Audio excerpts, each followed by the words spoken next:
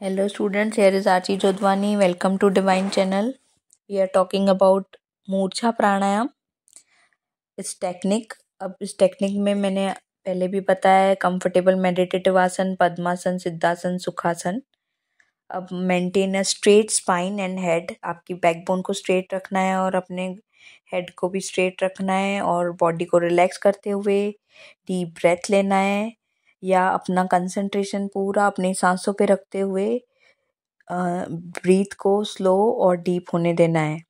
फिर आपको खेचरी मुद्रा लेनी है. खेचरी मुद्रा यानी अपनी ज़ुबान को ऊपर माउथ में तालू से लगाना, उसको खेचरी मुद्रा बोलते हैं.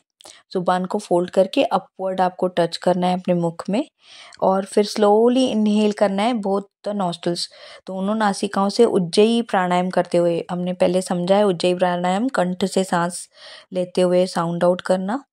ऐसे ही सांस भरते हुए उज्जयी प्राणायाम की प्रैक्टिस करते हुए धीरे धीरे गर्दन को बैक ले जाना है, बिल्कुल स्लोली.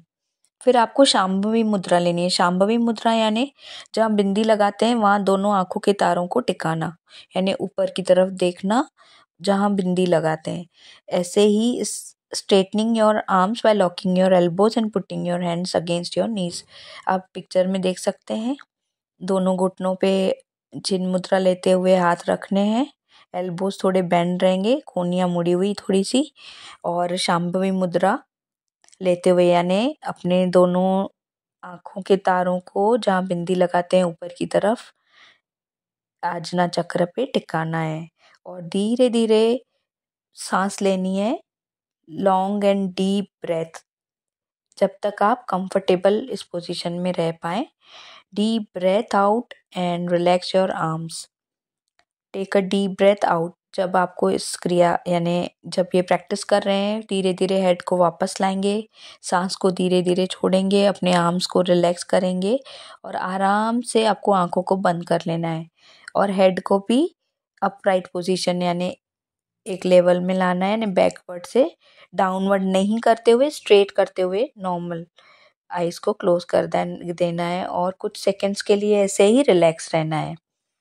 और इसको करने के बाद आपको बहुत लाइटनेस एंड ट्रंक्विलिटी यानी मन की शांति और बॉडी में बहुत लाइटनेस फ्री फील होती है. माइंड और बॉडी दोनों रिलैक्स हो जाते हैं.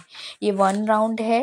क्षमता अनुसार 3 से 5 बार इसको किया जा सकता है. इसके बेनिफिट्स हैं मूर्छा प्राणायाम के.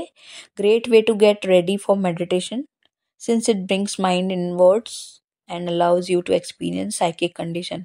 जब भी आपका माइंड डिस्टर्ब होता है या टेंशन होता है, एग्ज़ाम का हो या और कोई हो, तो if you meditate, try to meditate through this pranayama, तो यू फील रिलैक्स. आपका माइंड शांत होता है.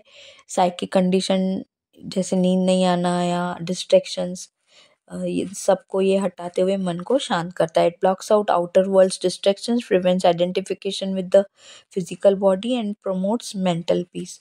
हमारे दिमाग को शांत रखता है और हम फिजिकल बॉडी यानी हम अपने बॉडीली रिक्वायरमेंट्स के लिए या अपीयरेंस के लिए या बहुत सारे दूसरों के कहने पे हम अपने लिए जजमेंट्स जो रखते हैं, डिस्ट्रैक्शन से हमें बचाता है.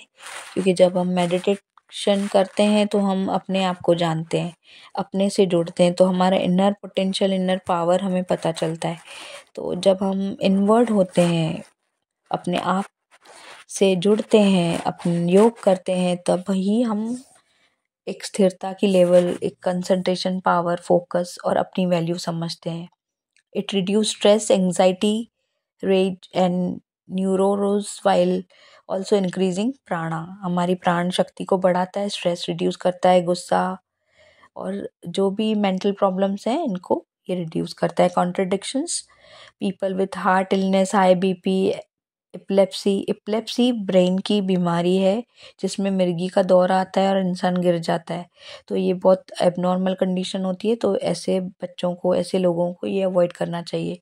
Neurological abnormalities and atherosclerosis of the carotid और basilar arteries should not use the procedure.